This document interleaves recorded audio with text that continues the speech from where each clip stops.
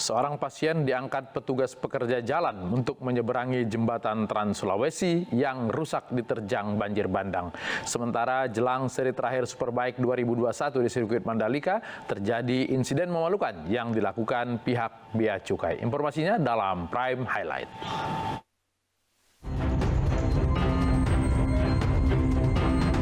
Pasien ini diangkat oleh para pekerja jembatan akibat terjebak dalam kemacetan karena retaknya jembatan Trans Sulawesi Poros Masamba, Palopo. Jembatan Trans Sulawesi Poros alami keretakan dan bergeser usai dihantam banjir bandang pekan lalu. Untuk mempermudah perjalanan menuju rumah sakit yang disetujui pasien diantar dari wilayah untuk menggunakan ambulans. Setelah diangkat melintas jembatan, mobil ambulans lainnya menjemput pasien untuk melanjutkan perjalanan ke rumah sakit tujuan.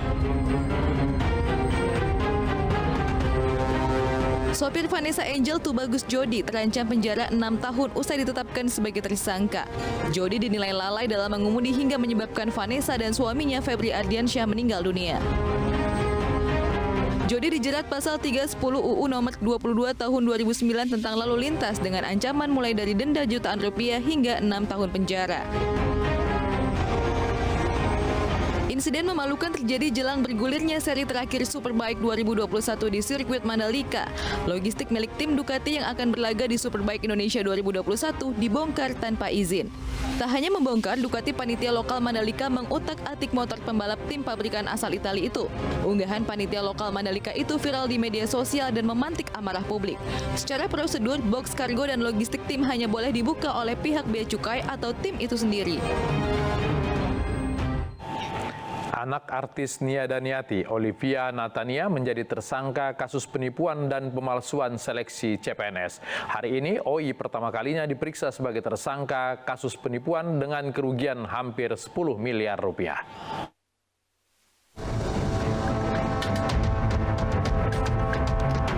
Polda Metro Jaya menetapkan anak Nia Daniati, Olivia Natania, sebagai tersangka kasus dugaan penipuan serta pemalsuan seleksi CPNS yang merugikan 225 orang sebagai korban dengan nilai kerugian mencapai 9,7 miliar rupiah.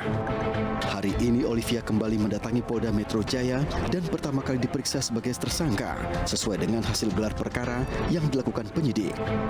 Olivia dikenakan pasal 378 KUHP berdasarkan laporan tentang dugaan penipuan rekrutmen CPNS. Pihak kepolisian belum memastikan nasib penahanan OI. Jadi kalau OI sebagai tersangka, saya minta kepada penyidik dan kepada kepolisian agar Ibu Agustin juga sebagai tersangka karena diduga dia melakukan bersama-sama dengan OI. Jadi begitu. Kita juga sudah menyerahkan bukti-bukti keterlibatan daripada Ibu Agustin.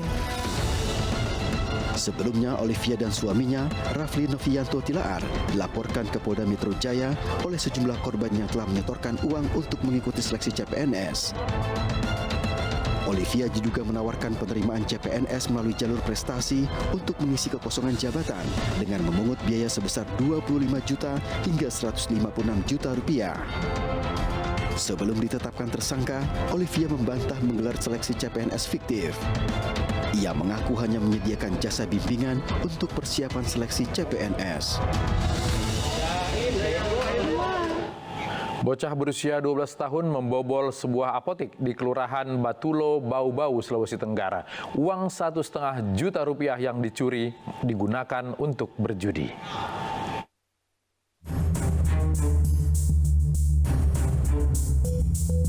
Aksi seorang bocah mencuri uang di sebuah apotik di Kelurahan Batulo, Kecamatan Wolio, Kota Bau-Bau, Sulawesi Tenggara terekam kamera pengawas. Bocah berusia 12 tahun ini mengambil uang 1,5 juta rupiah yang tersimpan di dalam laci kasir.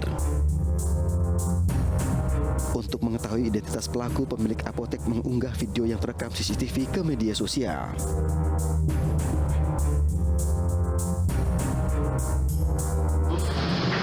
Pelakunya ini ternyata sudah banyak sering melakukan pencurian. Dari situ saya melapor ke Polsek. Polisi kemudian menangkap pelaku.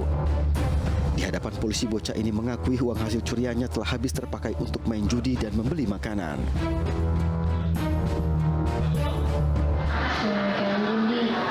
Main judi? Kiu-kiu. Di bagian mana itu main judi? Bure. Harapan pada Polsek Wolio untuk diselesaikan secara pembinaan karena anak tersebut masih di bawah umur. Kini pelaku masih dalam pemeriksaan polisi, sementara pemilik apotek berharap agar pelaku diberi pembinaan agar tidak lagi mengulangi perbuatannya.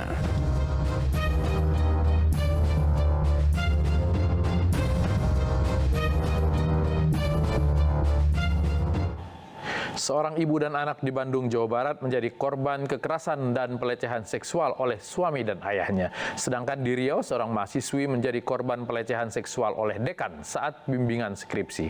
Di tengah banyaknya korban pelecehan dan kekerasan seksual yang dialami perempuan, Permendikbud PPKS justru menjadi pro kontra karena dinilai melegalkan zina.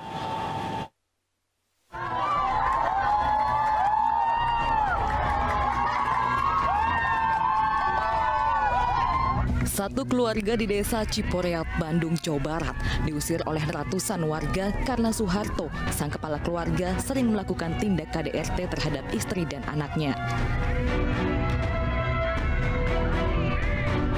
Kegeraman warga memuncak setelah mengetahui anak perempuan Soeharto dari istri pertamanya yang datang dari Banten mengandung 2 bulan karena diperkosa Soeharto.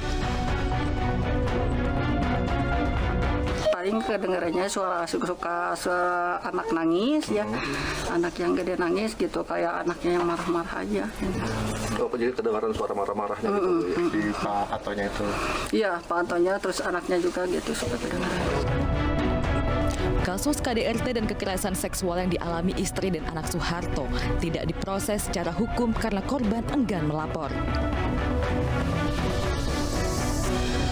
Pak, ada berapa banyak pertanyaan tadi, Pak? Sama bicara.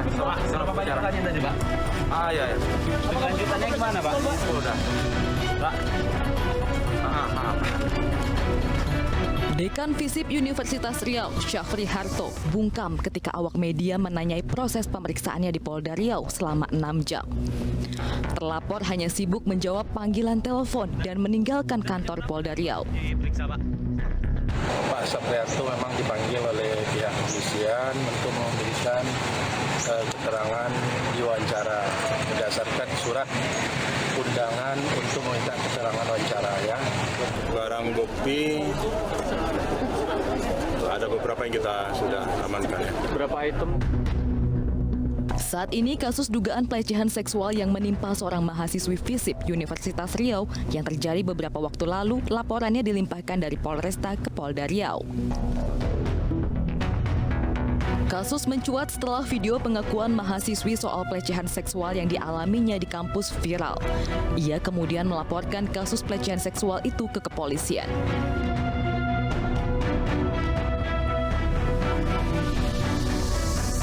Perempuan yang menjadi korban pelecehan dan kekerasan seksual selalu dihadapkan dengan stigmatisasi, relasi kuasa, dan faktor ekonomi.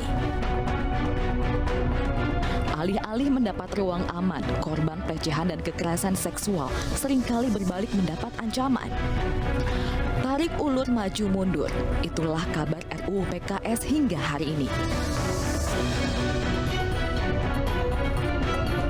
Narasi perempuan berdaya dan merdeka selalu menjadi dialektika yang mendapat kontra sejumlah pihak.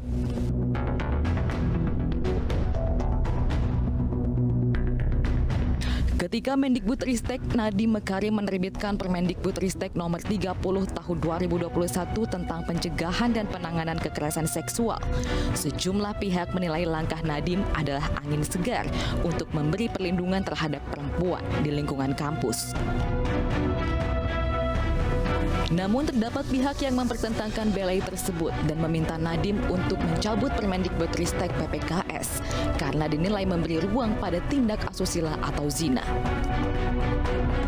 Permen ini didudukkan dalam konteks mendidik anak bangsa dengan tata nilai yang bermartabat, bermoral. Baru kemudian di situ ada bahwa ketika relasi laki-laki perempuan yang sudah diatur agama itu tidak berjalan, ada pelanggaran, ada kekerasan, maka kita tangani dengan seksama.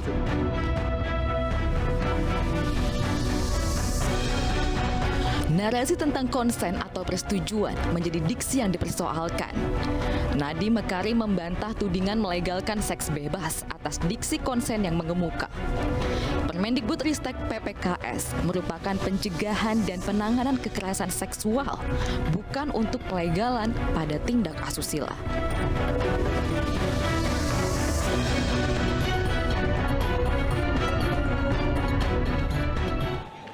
Untuk Anda warga Depok, sebentar lagi akan ada destinasi wisata baru di lokasi Anda. Apa itu? Saat lagi di iNews Prime.